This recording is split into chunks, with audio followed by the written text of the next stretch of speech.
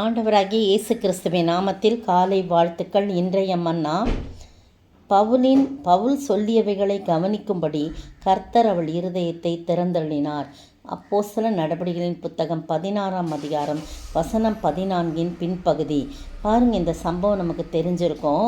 மக்கதோனியா தேசத்து நாடுகளில் ஒன்றிற்கு தலைமையானதும் ரோமர் குடியேறணுமான பிலிப்பு பட்டணத்துக்கு வந்து அந்த பட்டணத்திலே சில நாள் பவுல், சீலா, சீஷர்கள்லாம் அங்கே தங்கியிருக்காங்க. அப்போ ஓய்வு நாளில் பட்டணத்துக்கு வெளியே போய் ஆற்றின் அருகே வழக்கமாய் ஜெபம் பண்ணுகிற இடத்தில் உட்கார்ந்து அங்கே கூடி வந்த ஸ்திரீகளுக்கு உபதேசம் பண்ணி கொண்டிருக்காங்க. நீங்கள் 13ஆம் வசனத்துலேருந்தே படித்து பாருங்கள், 12-13. அப்போ தியேத்ரா ஊராலும் இரத்தாம்பரம் விற்கிறவளும் தேவனை வணங்கியவளுமாகிய லீதியாள் என்னும் பேருள்ள ஒரு ஸ்திரீ கேட்டுக்கொண்டா. குடும்பமாக தான் அவங்க போய் உட்காந்துருக்குறாங்க, அந்த கடற்கரையில் போயிருக்காங்க. அந்த வார்த்தைகளை கேட்குறாங்க. அப்போது பவுல் சொல்லியவர்களை கவனிக்கும்படி கர்த்தர் அவள் இருதயத்தை திறந்தனான். எத்தனையோ பெண்கள் கூடி வந்த போதும் லீதியாளை கர்த்தர் தெரிந்து கொண்டார். தம்முடைய ஊழியத்திற்கென்று தம்முடைய சீஷர்களை பூஷிக்கும்படியா, அவளை கவனிக்கும்படியா ஒரு சீஷியாய் அவளை தெரிந்து கொண்டபடினால அவளுடைய இருதயத்தை அவர் திறந்தள்ளினார் என்று போடப்பட்டிருக்குது.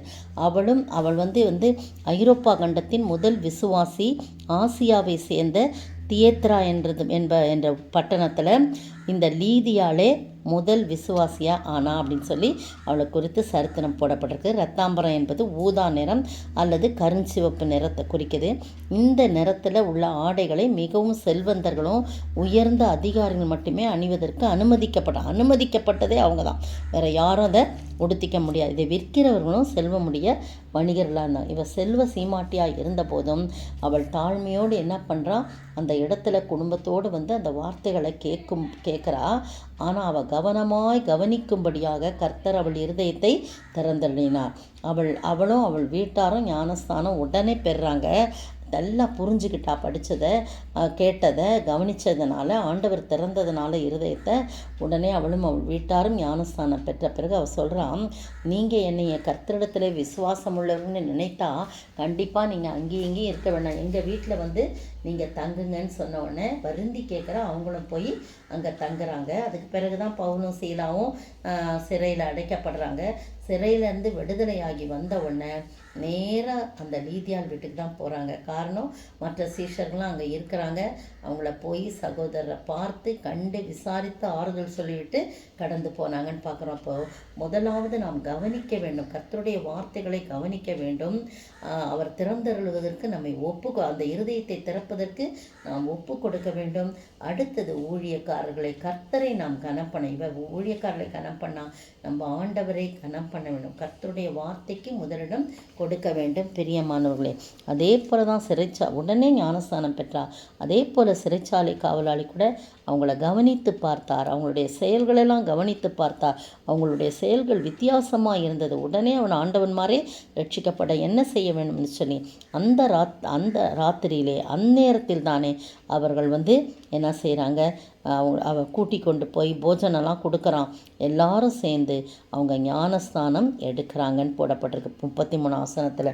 அவர்களுடைய காயங்களை கழுவின பிறகு அவனும் அவனுடையவர்கள் அனைவரும் உடனே ஞானஸ்நானம் பெற்றார்கள் என்று சொல்லி போடப்பட்டிருக்கு. கர்த்தர் இருதயத்தை திறந்தரில் ஒப்பு கொடுக்கணும். லூக்கா 24:45 வாஸ்து பாருங்கள். நியாயப்பிரமாண எல்லாவற்றையும் அவர்கள் அறிந்து கொள்ளும்படியாக, அவர்கள் கவனிக்கும்படியாக அவருடைய இருதயத்தை அவர் திறந்தருளினார், அவர்கள் மனதை திறந்தருளினான் போடப்பட்டிருக்கு.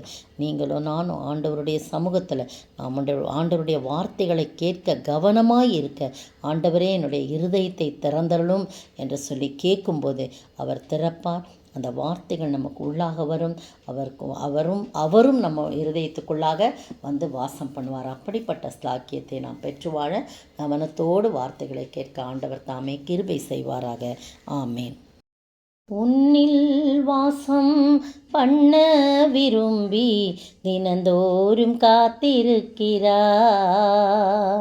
இருதய கதவை நீ தீரப்பாயா, இயேசு பிரவேசித்திட. இருதய கதவை நீ தீரப்பாயா, இயேசு பிரவேசித்திட. உன் ஜீவியத்தின் குறி என்னவென்று ஒருவேளை சிந்திப்பாயா? ஸ்தோத்தரிக்கிற ஆண்டவரே, துதிக்கிற ராஜா, வாழ்த்துகிற வணங்கிறப்பா. எங்கள் இருதய கதவை நீர் திறக்கிறீர். ஏன் திறக்கிறீர்? உடைய வார்த்தைகளை கேட்கும்படியாக நீ திறக்கிறீர். நாங்களும் எங்களுடைய இருதய கதவை திறந்து உடைய வார்த்தைகளை கவனமாய் கேட்போம். நீர் எங்களிலே வாசம் பண்ணும்படியாக எங்களுடைய இருதயத்தை நாங்கள் திறந்து கொடுப்போம்.